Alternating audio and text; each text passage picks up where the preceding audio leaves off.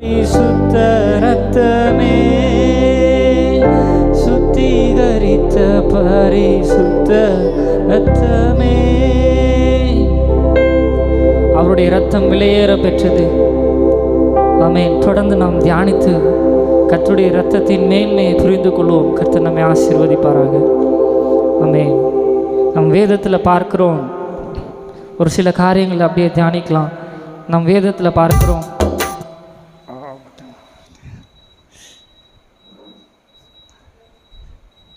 ஆமென், கர்த்தருடைய சமூகத்தில் நம்ம தேவன் ஆபிரகாமை அழைத்து அவனுக்கு ஒரு வாக்குத்தத்தம் பண்ணி தமக்கென்று ஒரு சிறு கூட்டத்தை, தமக்கென்று ஒரு ஜனத்தை ஏற்படுத்த ஆபிரகாமுக்கு வாக்குத்தத்தம் பண்ணி அழைத்தார். தொடர்ந்து பார்க்குறோம், அவர்கள் எகிப்துக்கு அடிமையாக போகிறாங்க. அங்கே ஆண்டவர் அவங்களுக்கு அதிசயங்களை செய்து அற்புதங்களை செய்து அவங்கள ஆச்சரியமாய் வழிநடத்தி கொண்டு வருகிறார். ஆனால் அங்கேருந்து அவர்களுடைய மொத்த நோக்கம் என்ன? அந்த டைமில் ஆண்டவருக்கு என்ன இருந்துச்சு? சொல்லப்பட்ட நான் வாக்குத்தத்தம் பண்ணப்பட்ட கானானை உங்களுக்கு தருவேன்னு சொன்னார். அதையும் ஆண்டவர் ஆச்சரியமாய் அவர்களோடு கூட இருந்து அவர்களுக்கு அந்த வேளையில் விசுவாசத்தை கற்பித்து, நான் யார், நான் உன்னை அழைத்த தேவன் நான் யார், எப்படிப்பட்டவர் என்பதை அவனுக்கு புரிய வைத்து, அந்த ஜனங்களுக்கு, அந்த சந்ததிக்கு கர்த்தருடைய வல்லமையை புரிய வைத்து, அவர் ஆபிரகாமின் தேவன், ஈசாக்கின் தேவன், யாக்கோபின் தேவன், அவர் மோசேயின் தேவன், அவர் சொன்னதை செய்பவர் என்று அவர்களை அழைத்து அவர்களுக்கு வாக்குத்தத்தம் பண்ணப்பட்ட கானானை அவர்களுக்கு கொடுத்தது. ஏன்னா அவர்கள் மிகுந்த சிறிய கூட்டம். அவர்களுக்கு யுத்தம்னா என்னன்னு தெரியாது, அவர்களுக்கு சண்டைன்னா என்னன்னு தெரியாது. அவர்களுக்கு தெரிஞ்சதெல்லாம் சவுக்கால அடித்தா சொல்கிற வேலையை செய்கிறாங்க, அதுக்கு உண்டான சாப்பாடு கொடுக்குறாங்க, அவ்வளோதான். 400 வருடம் அவர்களுடைய வாழ்க்கை அவ்வளவுதான் இருந்துச்சு. அவர்களை அழைத்து சுயாதீனமாய் சுதந்திரமாய் அழைத்து ஆண்டவர் கொண்டு வராரு. கானானை கொடுத்ததுக்கப்புறம் ஆண்டவர் அவர்களுக்கு ஒரு நியாயப்பிரமாணத்தை கொடுக்குறார். அந்த நியாயப்பிரமாணம் எதுக்குன்னா, நீ இப்படியெல்லாம் இந்த கட்டளைகளுக்கெல்லாம் கீழ்ப்படிந்தீன்னா என்ன பண்ணுவேன், நான் உன் சமூகத்தில் உனக்கு முன்பாக நான் தேவனாக இருந்து நான் என்ன பண்ணுவேன், உனக்குள்ளே நான் வாசம் பண்ணுவேன்னு சொல்கிறாரு. அப்போ அவர்களுக்கு ஒரு ஆசரிப்பு கூடாரத்தை கட்டளையிடுகிறாரு. ஆசரிப்பு கூடாரத்தை கட்டளையிட்டு பிரகாரம், பரிசுத்த ஸ்தலம், மகா பரிசுத்த ஸ்தலம் என்று சொல்லி வருடம் கர்த்தருடைய சமூகத்தில் அவர்கள் இரத்தத்தை பலியிட்டு கர்த்தருடைய சமூகத்தில் பரிசுத்தமாய் அவர்களை காத்து கொள்ள அவர்கள் ஒவ்வொரு வருடமும் ஒவ்வொரு மாதமும் நன்றி பலிகளை பலி செலுத்தி அவர்கள் வாழ்ந்து கொண்டிருந்தார்கள். ஏன்னா ஆண்டவர் லேவியராகமம் 17வது அதிகாரம் 11வது வசனத்தில் ஆண்டவர் அவர்களுக்கு கற்றுக் கொடுக்கிறார். மாம்சத்தின் உயிர் இரத்தத்தில் இருக்கிறது, நான் அதை உங்களுக்கு பலிபீடத்தின் மேல் உங்கள் ஆத்துமாக்களுக்காக பாவ நிவர்த்தி செய்யும்படிக்கு கட்டளையிட்டேன். ஆத்துமாவிற்காக பாவ நிவர்த்தி செய்கிறது இரத்தமே. ஆமென். மாம்சத்தின் உயிர் எதில் இருக்குது? இரத்தத்தில் இருக்குது. ஆண்டவர் நம்ம அன்றாட வாழ்க்கையில் நம்முடைய ரத்தத்தை பார்க்கும்போது ரத்தம் என்னென்ன வேலைகளெல்லாம் செய்யுது. ஒரு மனிதனுக்கு மிக முக்கியம், எல்லா ஆர்கன்ஸும் நல்லா இருந்தாலும் அது ஆரோக்கியமாக அது உயிரோடு ஃபங்க்ஷன் பண்ணுறதுக்கு என்ன ரொம்ப முக்கியமாக தேவைப்படுது? ரத்தம் தேவைப்படுகிறது. ரத்தத்தில் என்ன இருக்குது? நிறைய சத்துக்களை நமக்கு உடம்புக்கு கடத்துக்கிற வேலையை அது செய்யுது. நம்முடைய உடலை சுத்திகரிக்கிற வேலையை செய்யுது. நம்முடைய உடலை ஆரோக்கியமாக பார்த்து கொள்ள உயிர் அணுக்கள் அதுக்குள்ளே இருக்குது. ரத்த உயிர் அணுக்கள் அதுக்குள்ளே இருக்குது, நிறைந்து இருக்குது. அந்த உயிர் அணுக்கள் ஒவ்வொரு ஆர்கன்ஸையும் உயிரோடு பார்த்து கொள்ளுகிறது. அதனால் கர்த்தர் என்ன பண்ணுறாரு? ரத்தத்தை என்ன பண்ணுறாரு? பாவ நிவர்த்திக்காக ரத்தம் சிந்தப்பட்டே ஆகணுங்கிற ஒரு பிரமாணத்தை யார் வச்சதிங்க? ஆண்டவர் வைக்கிறார். திரும்ப நாம் வாசிக்கலாமா? மாம்சத்தின் உயிர் ரத்தத்தில் இருக்கிறது, நான் அதை உங்களுக்காக பலிபீடத்தின் மேல் உங்கள் ஆத்துமாக்களுக்காக பாவ நிவர்த்தி செய்யும்படிக்கு கட்டளையிட்டேன்னு சொல்கிறாரு. ஆமென். அவர் என்ன பண்ணுறாரு? அவர் நியாயப்பிரமாணத்தை உண்டாக்குறாரு, இந்த பிரமாணத்தை உண்டாக்குறாரு. நீ என்கிட்ட சேரணும்னா என்ன பண்ணணும்? ரத்தம் சிந்தப்பட்டே ஆகணும். ஆமென். மனுஷன் கர்த்தரிடத்தில் சேரணும்னா ரத்தம் சிந்தப்பட்டு தான் ஆகணும். பாவம் ஏன்னா அவ்வளவு கொடிதாக இருக்கிறது. பாவத்தின் சம்பளம் மரணமாக இருக்கிறது.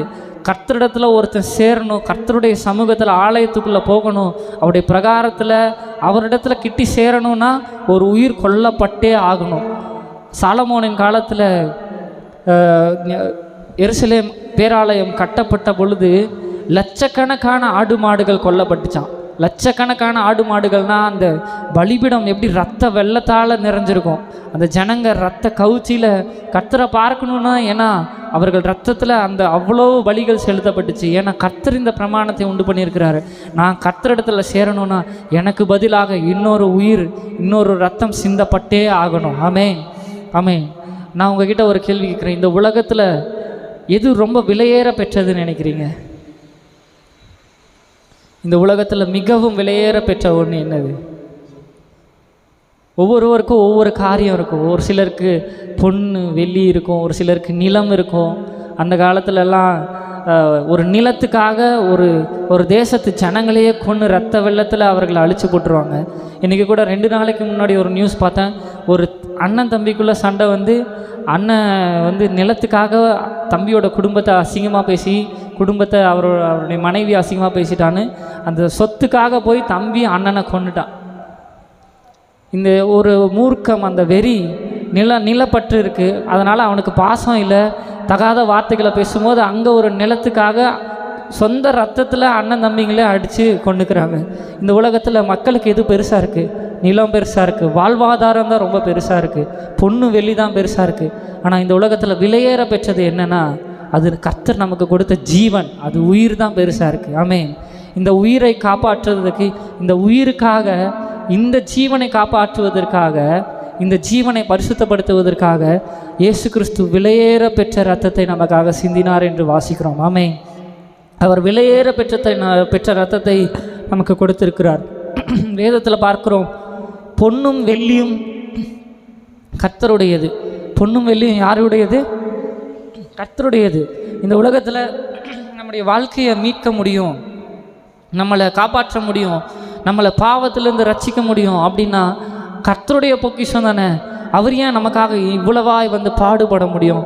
அவர் ஏன் இவ்வளவாய் அசிங்கப்படணும், நமக்காக அடிக்கப்படணும், நொறுக்கப்படணும்? ஏன் அவர் ஈஸியாக பொன்னையும் வெள்ளியும் கொடுத்து நம்மளை மீட்டு கொள்ளலாம்ல? ஒருத்தனுடைய வாழ்க்கை, ஆபிரகாம் லிங்கன் ஒரு அடிமை பெண்ணை ஒரு நாள் விலை கொடுத்து வாங்கிட்டு வந்தாராம். வாங்கிட்டு வந்தப்போ அவளுக்கு அடிமையாக இருக்கிறா. அவருக்கு அவள் அடிமையாக இருக்கும்போது அவர் சொல்கிற வேலைகளெல்லாம் செய்யணும்.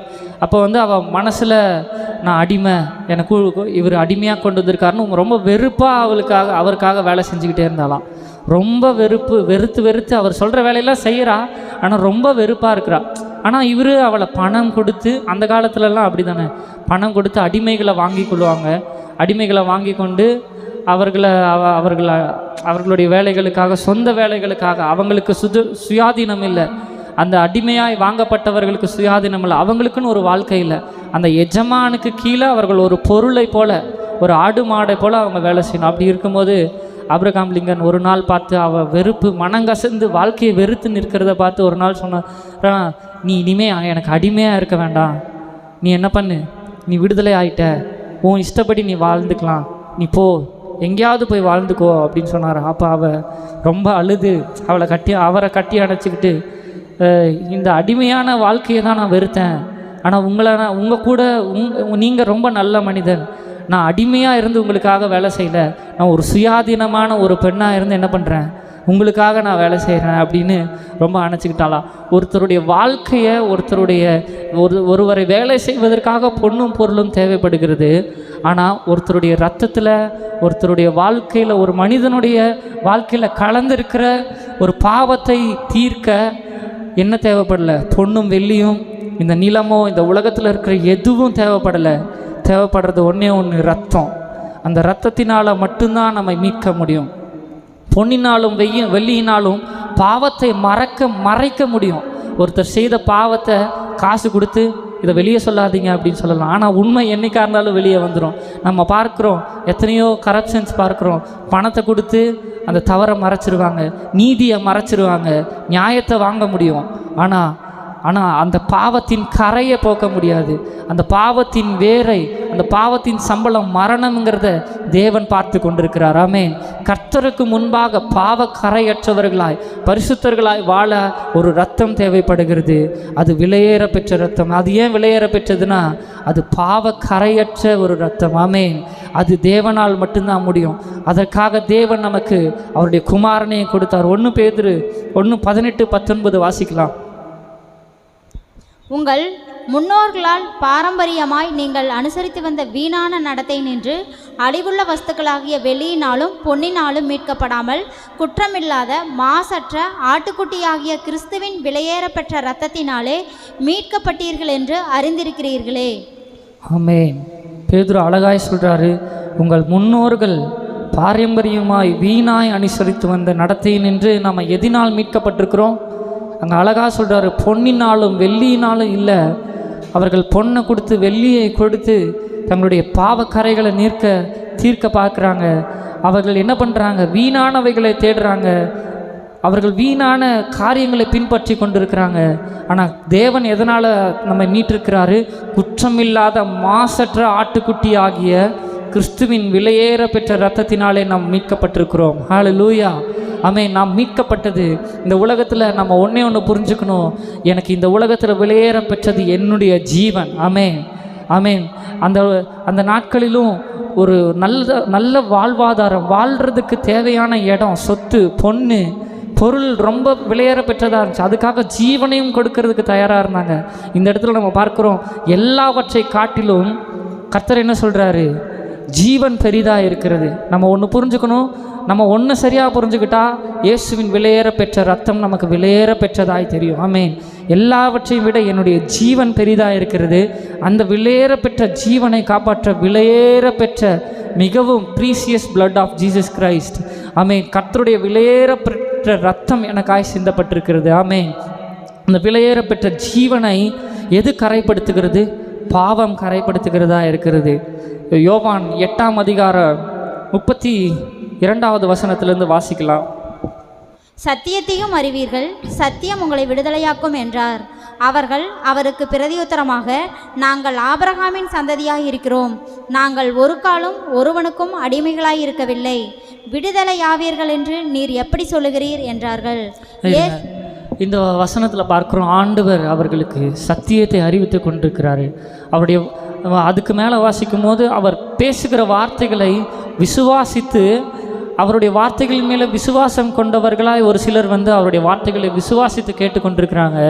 அப்போ ஆண்டவர் சொல்கிறாரு, சத்தியத்தை கேளுங்க, சத்தியத்தை கேட்டு அறிந்து கொள்ளும்போது அதனால் நீங்கள் விடுதலை ஆவீர்கள் அப்படின்னு சொல்லும்போது அவர்கள் சொல்கிறாங்க, நாங்கள் பெரியதாக பார்க்குறாங்க.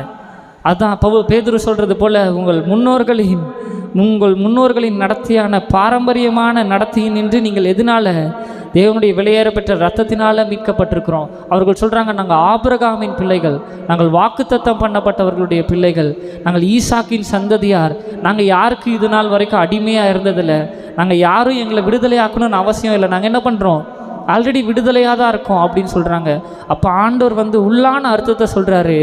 அடுத்து 34-36 இயேசு அவர்களுக்கு பிரதியுத்தரமாக, பாவம் செய்கிறவன் எவனும் பாவத்திற்கு அடிமையாய் இருக்கிறான் என்று மெய்யாகவே மெய்யாகவே உங்களுக்கு சொல்லுகிறேன். அடிமையானவன் என்றைக்கும் வீட்டிலே நிலைத்திரான், குமாரன் என்றென்றைக்கும் நிலைத்திருக்கிறார். அப்போ ஆண்டவர் சொல்கிறாரு, நீங்கள் எதற்கும் அடிமையாக இல்லை, நீங்கள் என்னவா இருக்கிறீங்க? பாவத்திற்கு அடிமையாக இருக்கிறீங்க. பாவம் என்ன பண்ணுது? உங்களை அடிமைப்படுத்தி இருக்கிறது. அதற்குண்டான சத்தியத்தை நான் உங்களுக்கு கொடுக்குறேன். அந்த சத்தியம் என்ன பண்ணுவோம்? உங்களை விடுதலை ஆக்கும். 36வது வசனத்தில் படிங்களேன்.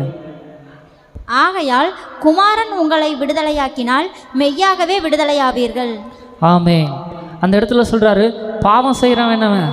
பாவத்திற்கு அடிமையாக இருக்கிறான்னு மெய்யாகவே மெய்யாகவே உண்மையாக நான் உங்களுக்கு சொல்கிறேன். அதுதான் உண்மை. நீங்கள் எதுக்கும் அடிமையாக இல்லை, நீங்கள் சுயாதீனர்கள் என்று எண்ணி பாவத்திற்கு அடிமையாக இருக்கிறீர்கள்.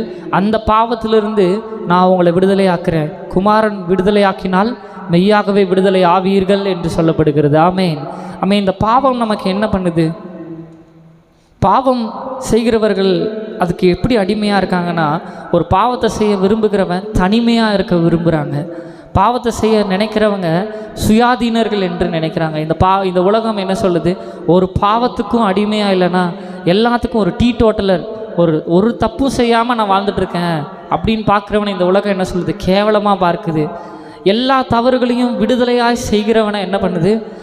அவர்களுக்குள்ளேயே நினச்சிக்கிறாங்க, நான் சுயாதீனம், நான் இண்டிபெண்ட்டாக வாழ்கிறேன் அவன் போய் யாரை பற்றியும் கவலைப்படாமல் இந்த தெருவில் நின்று தம் அடிப்பான்.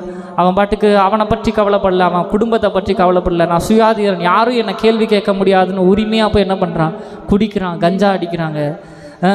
என்னென்ன தவறுகள் இருக்கோ எல்லா தவறையும் பண்ணுறவங்க அது என்ன பண்ணுறாங்க, அது சுயாதீனம் என்று நினைக்கிறாங்க. ஆனால் பாவம் என்ன பண்ணுதுன்னா, ஆண்டவர் சொல்கிறாரு, பாவம் செய்கிறவன் விடுதலையாக இல்லை, அவன் அந்த பாவத்திற்கு அடிமையாக இருக்கிறான். பாவத்திற்கு அடிமையாக இருப்பதனால அவன் தனிமையை விரும்புகிறான். தனிமையாக விரும்பி நான் சுயாதீனமாக இருக்கணும், நான் தனிமையாக இருக்கணும், யாரும் என்னை கேட்காதீங்க, யாரும் என்னை பார்க்காதீங்க, யாரும் என்னை கண்டுக்காதீங்க அப்படின்னு அவன் அந்த பாவத்திற்கு அடிமையாக இருப்பதனால் அந்த பாவம் அவனை இழுத்து கொண்டு போகிறது. அது அவனுக்குள்ளே என்ன பண்ணுது, ஒரு சுயாதீனம், நான் என் வாழ்க்கையை நான் பார்த்துக்கிறேன் அப்படிங்கிற ஒரு கட்டத்துக்குள்ளே தள்ளி கொண்டு இருக்கிறது. அதை தான் ஆண்டவர் சொல்கிறாரு, பாவம் செய்கிறவன் நீ விடுதலையாக இல்லை, நீ பாவத்திற்கு அடிமையாக இருக்கிற, உன்னை உண்மையாய் விடுதலையாக்க என்னால் கூடும். ஆமேன். அவரால் மாத்திரமே நம்மை விடுதலையாக்கக்கூடும். ஆமேன். அவர்கள் சொல்கிறாங்க, நாங்கள் பாரம்பரியமாக நாங்கள் என்ன பண்ணுறோம், நாங்கள் யாருக்கும் அடிமை இல்லை, நாங்கள் ஆபிரகாமின் குமாரர்கள் அப்படின்றாங்க.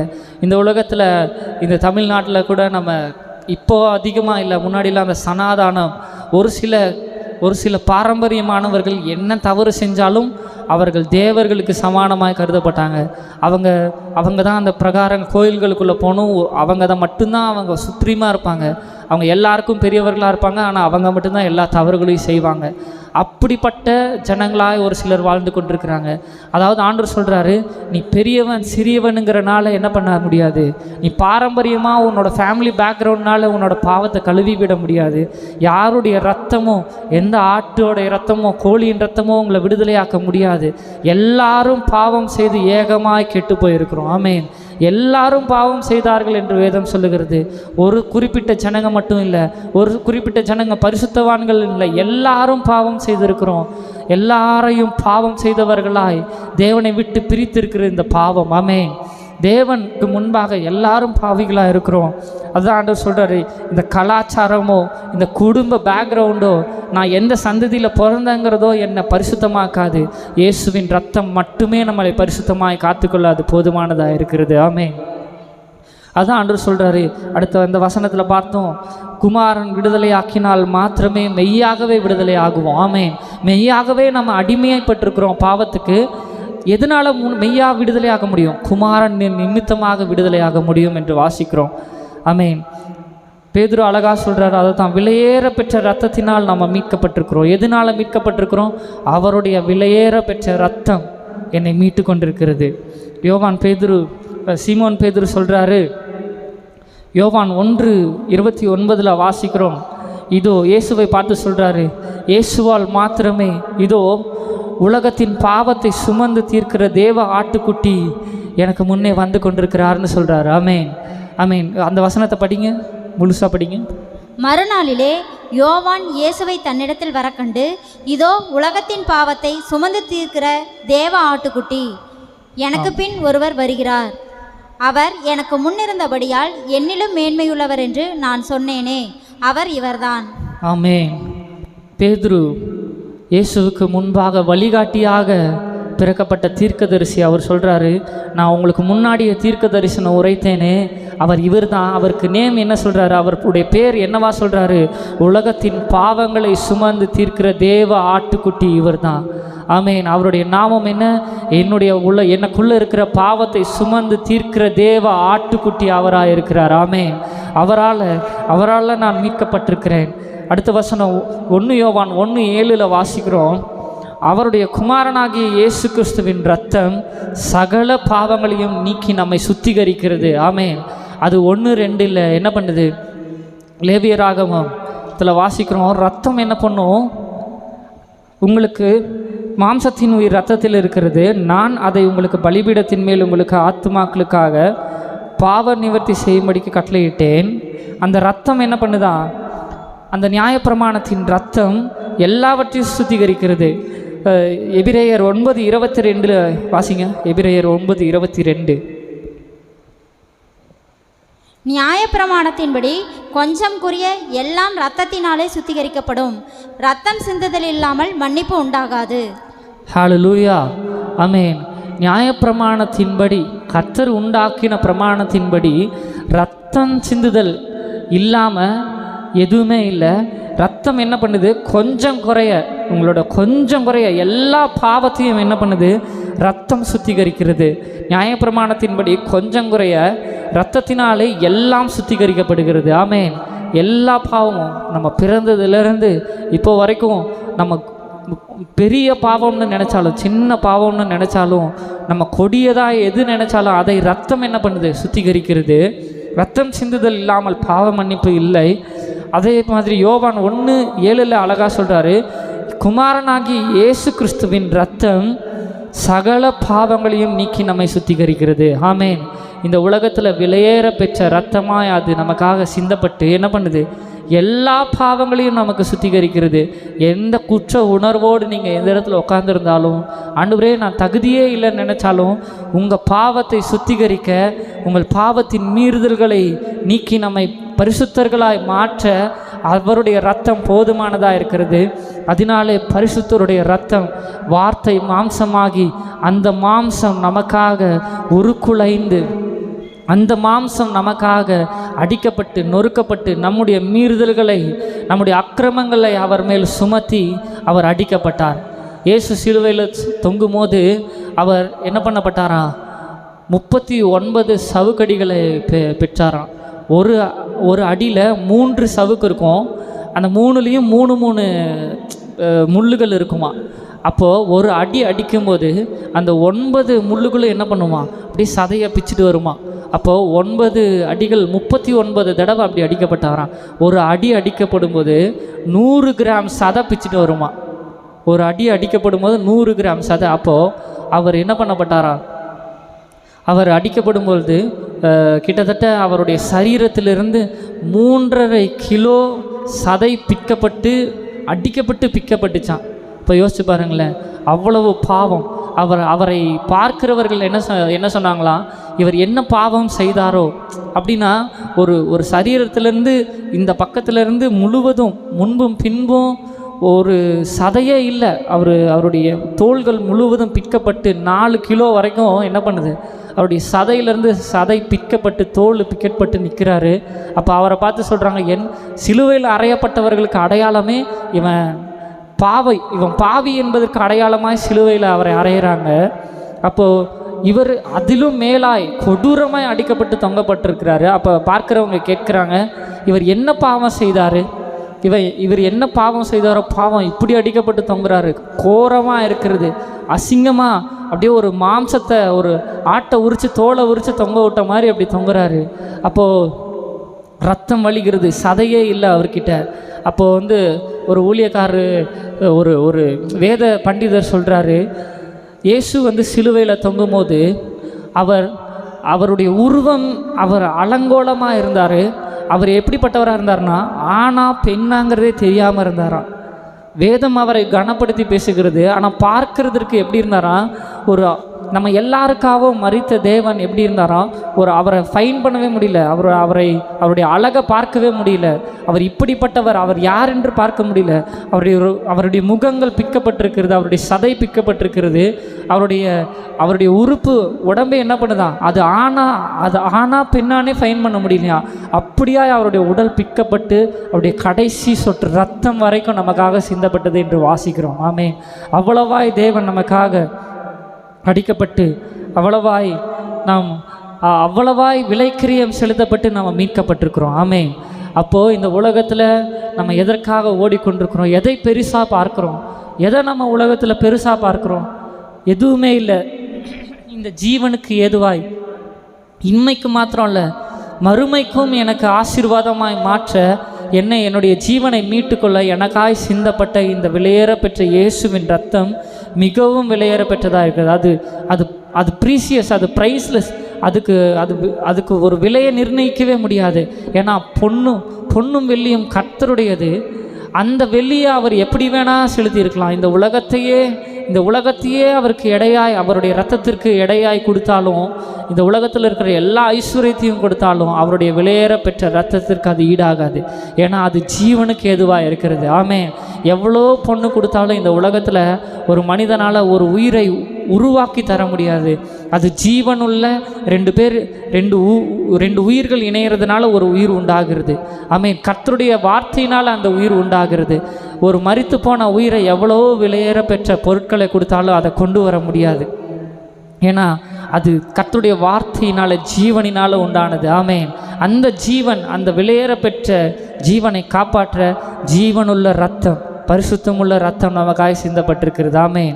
ஆமென். கர்த்தருடைய வார்த்தையினாலே அவர் பிறந்தார். கர்த்தருடைய வார்த்தையினாலே இது ஆதாமுடைய வித்து, அது பாவம் நிறைந்ததாக இருக்கிறது. இரண்டாம் ஆதாமாகிய இயேசு கிறிஸ்து பாவமற்றவராய் நமக்காக, பாவத்தையே பாராத சுத்த கண்ணராய் நமக்காக இருந்து எல்லாருடைய பாவத்தையும் அவர் மேல் சுமத்தினார். ஆமென். ஏசாயா 53:5-6 வாசிங்களேன். நம்முடைய மீறுதல்களின் நிமித்தம் அவர் காயப்பட்டு நம்முடைய அக்கிரமங்களின் நிமித்தம் அவர் நொறுக்கப்பட்டார். நமக்கு சமாதானத்தை உண்டு பண்ணும் ஆக்கினை அவர் மேல் வந்தது. அவருடைய தழும்புகளால் குணமாகிறோம். நாம் எல்லாரும் ஆடுகளைப் போல வழிதப்பி திரிந்து அவனவன் தன் வழியிலே போனோம். கர்த்தரோ நம் எல்லாருடைய அக்கிரமத்தையும் அவர் மேல் விழப்பண்ணினார். ஆமென். அவரை பார்க்கிறவங்க சொல்கிறாங்க, இவர் எப்படி ஒரு அப்படி நம்ம கண்களுக்கு முன்பாக ஒருவர் பாவியாய் தொங்கும் போது நம்ம எப்படி பார்ப்போம்? என்ன பாவம் செஞ்சால் இப்படி கொடூரமாக அடித்து ஒருத்தர் மறிச்சுக்க ஒரு நம்ம கண் முன்னாடி சாதாரணமாக சுட்டு கொல்லப்பட்டாலே ஐயோ பாவம் நம்ம பார்ப்போம். ஆனால் இந்த உலகத்தில் இருக்க எல்லாருடைய பாவமும் அவர் மேலே சுமத்தப்பட்டதுனால அவர் எல்லா வேதனைகளையும் சுமந்து தீர்த்தார். இன்றைக்கு நமக்கு ஒரு பெரிய சந்தோஷமும் என்னென்னா, நம்ம வாழ்க்கையில் பெரிய காரியமாய் உணர வேண்டியது ஒன்றே தான், பெரிய விஷயமாய் பார்க்க வேண்டியது கிறிஸ்தவர்களாகிய நமக்கு கொடுக்கப்பட்ட வெளிப்பாடு. இந்த உலகத்தில் மிகப்பெரிய விஷயம் அவருடைய வார்த்தை, அவர் எனக்காய் சிந்தப்பட்ட அவருடைய இரத்தம். ஆமென். அதுதான் இந்த வேதமே விலையேற பெற்ற இரத்தம் என்று சொல்லப்படுகிறது. அதுக்கு நிகர் எதுவுமே இல்லை. அது என் ஜீவனை பார்க்கிலும் பெரியது. அதனால தான் தாவீது சொல்கிறாரு, அது எனக்கு கிருபையாய் கொடுக்கப்பட்ட அது இரத்தம். ஆமென். கிருபையாய் இயேசு எனக்காக பிறந்தார். அந்த கிருபையை, அந்த ஜீவனை, அந்த கிருபையை, அந்த இயேசுவின் தியாகங்களை தாவீது தீர்க்கதரிசனமாக சொல்கிறாரு. அவருடைய கிருபை, அதற்கு நான் எதுவுமே பண்ணலை, அவர் எனக்காக கொடுத்த ஈவு. ஆமென். ஆமென். இது உங்களால் உண்டானதல்ல, இது தேவனுடைய ஈவு என்று வாசிக்கிறோம். ஆமென். நம்ம இந்த உலகத்தில் நம்ம என்ன உழைத்தாலும், என்ன நம்ம ஆஸ்திகளை கொடுத்தாலும் அந்த ரட்சிப்பை நம்மளால் பெற முடியாது. அது தேவன் நமக்காக ஈவாக கொடுத்த ரட்சிப்பு. அது நமக்காக விலைக்கரியம் கொடுக்கப்பட்டது. அது ஜீவனுக்கு ஏதுவானது. அந்த கிருபை என்ன சொல்லப்படுதுன்னா, அது என் ஜீவனை பார்க்கிலும் மேலானது. நான் என்னுடைய ஜீவனை கொண்டு அதை சம்பாதிக்க முடியாது, அது கிருபையினாலே பெற்றுக்கொண்டேன். ஆமென். சொல்லுங்கள் பார்க்கலாம். என்னுடைய ஜீவனை கொண்டு, என்னுடைய உழைப்பை கொண்டு, எனக்கு உண்டான எல்லாவற்றை கொடுத்தும் கூட என்னால் அதை மீட்க முடியாது. அது கிருபையினால் பெற்றுக்கொண்டேன். கிருபையினால் நித்திய ஜீவனை பெற்றுக்கொண்டேன். கிருபையினாலே அவரை அப்பா என்று கூப்பிட பண்ணுகிற புத்திர சுவிகாரத்தை பெற்றுக்கொண்டோம். ஆமென். ஆமென். அவருக்கு பிள்ளையாகிற கிருபையை நம்ம பெற்றுக்கொண்டோம். ஆமென். பாவம் மிகவும் கொடுமையானது. அது என்ன பண்ணுதுன்னா, நம்ம முன்னாடியே பார்த்தோம், ஒரு ரத்தம் சிந்தப்படலைன்னா நம்ம பிதாவை நோக்கி பார்க்க முடியாது. ஒருத்தன் கர்த்தரிடத்தில் வந்து அந்த நாட்களில் இயேசுவுக்கு முன்பாக ஒருத்தன் தேவாலயத்துக்கு வரணும்னா ஒரு ஆடோடையோ மாடோடையும் தான் வரணும். அந்த மாட்டை கதற அதை வெட்டி கொன்று அதோடைய ரத்தத்தை சிந்தாமல் கர்த்தருடைய சமூகத்தில் வந்து நிற்க முடியாது. ஆண்டவரேன்னு அவனை கொன்றுவாங்க, அவனை பாவின்னு. அப்படி ஆண்டவர் நியாயப்பிரமாணங்களை வைத்திருந்தார். இன்றைக்கு அந்த ஜீவனுக்கு ஏதுவான, என்னுடைய ஜீவனுக்கு ஏதுவான, ஜீவனை பார்க்கிலும் மேலான ஒன்று எனக்காக சிந்தப்பட்டிருக்கிறது. அது இயேசு கிறிஸ்துவின் ரத்தம். ஆமென். இதை நம்ம மனசுக்குள்ளே வைத்துக்கொள்வோம். நமக்கு இந்த உலகத்தில் வெள்ளியும் பொண்ணும் பெருசில்லை, நம்ம மீட்டு கொண்ட இயேசுவின் ரத்தமே விலையேற பெற்றதாக இருக்கிறது. ஆமென். நம்ம எல்லாரும் எழுந்து நிற்கலாமா? ஆமென். கர்த்தருடைய சமூகத்தில் ஒரு பாடலை பாடும்.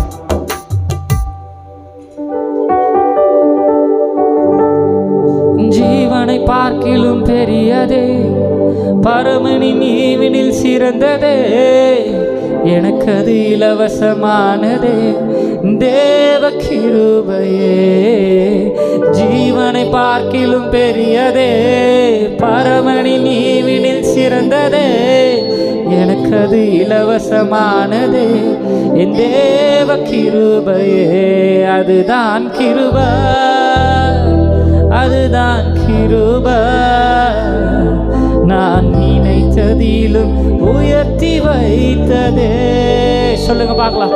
அதுதான் கிருபை, அவரே கிருபை, என் இயேசு எனக்கு கிருபையானாரே. என்ன சொல்லி பாடுவேன் உம கிருபைய, விவரிக்க முடியாத கிருபைய. உணர்ந்து சொல்லுங்க பார்க்கலாம். என் ஜீவனை பார்க்கிலும் என்ன சொல்லி பாடுவேன் உம கிருபைய, விவரிக்க முடியாத கிருபைய. ஜீவனை பார்க்கிலும் பெரியதே, பரமணி நீவினில் சிறந்ததே, எனக்கு அது இலவசமானதே, என் தேவ கிருபையே. ஜீவனை பார்க்கிலும் பெரியதே, பரமணி நீவினில் சிறந்ததே, எனக்கு அது இலவசமானதே, என் தேவ கிருபையே. இந்த கிருபைக்கு ஈடாய் நான் என்ன செலுத்த முடியும்? நம்ம இவ்வளோ பெரிய விலையேற பெற்ற இரத்தத்தினால் மீட்கப்பட்டிருக்கிறோம்.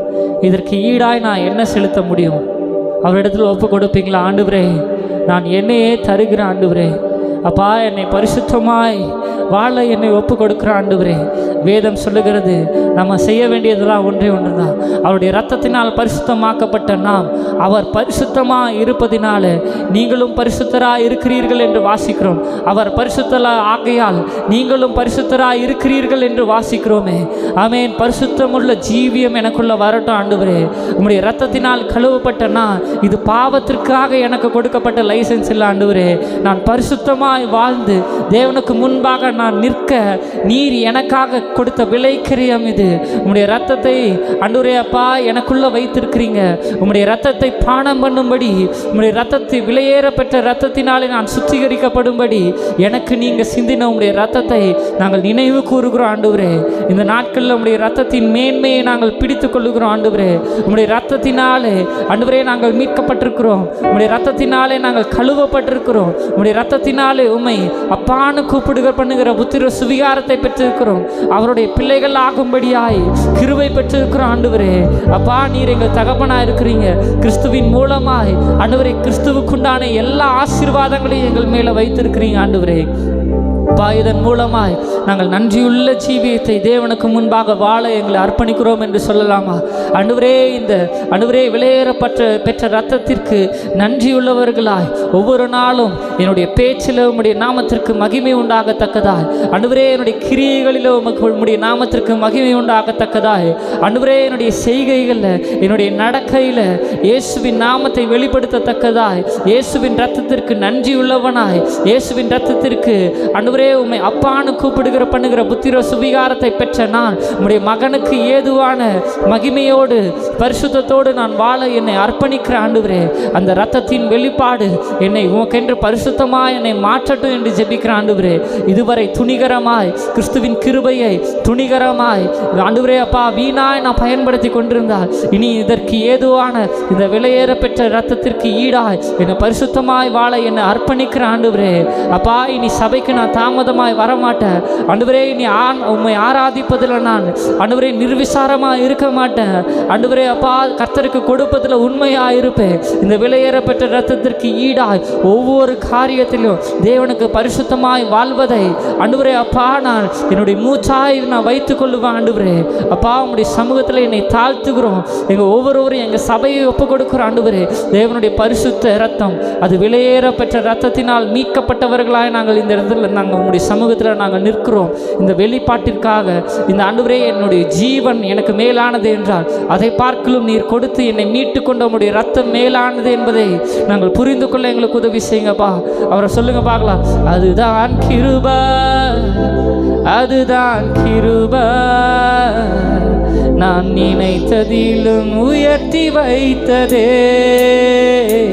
அதுதான் கிருபை, அதுவே கிருபை, என் ஜீவியத்தின் பாடலானதே. நல்லப்பட்டோரை தம்மிடம் சேர்க்கும் நல்ல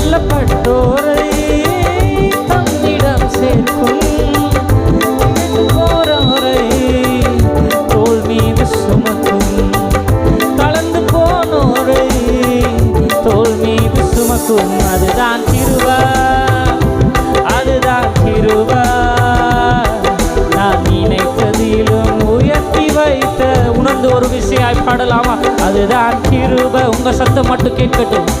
கிருபை என் ஜீவியத்தின் பாடலானதே. மீண்டுமா சொல்லுங்க. என் ஜீவனை பார்க்கிலும் பெரியதே, பரமணி நீவினில் சிறந்ததே, எனக்கு அது இலவசமானதே, என் தேவ கிருபையே. ஜீவனை பார்க்கிலும் பெரியதே, பரமணி நீவினில் சிறந்ததே, எனக்கு அது இலவசமானதே, என் தேவ கிருபையே.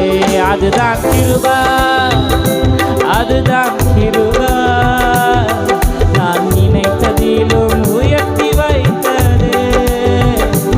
அதுதான் கிருபை, அவரே கிருபை, என் ஜீவியத்தின் பாடலானாரே. இன்றைக்கு நாம் புரிந்து கொண்டோம், இயேசுவின் ரத்தம் விலையேற பெற்றது.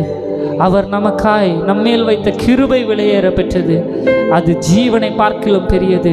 நீங்கள் இயேசுவின் பாதத்தை, அவர் என்னை சுகமாக்கினதினால, அவர் எனக்கு ஆசீர்வாதங்களை தந்ததினால, அவர் என் ஜெபத்தை கேட்டதினால நான் அவரை பெற்றுக்கொண்டேன், அவரை நான் பின்பற்றுகிறேன். நீங்கள் இந்த இடத்துல வந்திருந்தீங்கன்னா அதை பார்க்கிலும் மேலான ஒரு ரகசியம் உண்டு.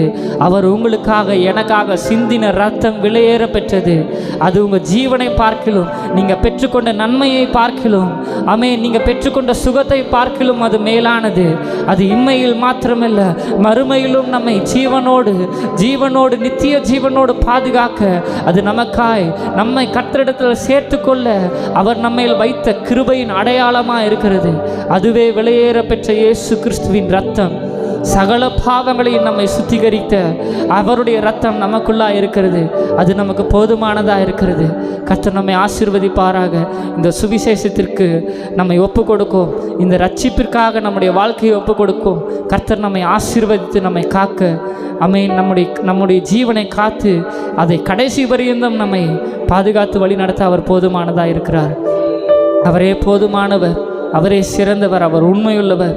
இந்த வார்த்தையின் மூலமாக எங்கள் சபையை ஆசீர்வதிங்கப்பா, காத்துக்கொள்ளுங்க. இயேசுவின் நாமத்தில் ஜெபிக்கிறோம் நல்ல தகப்பனே. ஆமென், ஆமென்.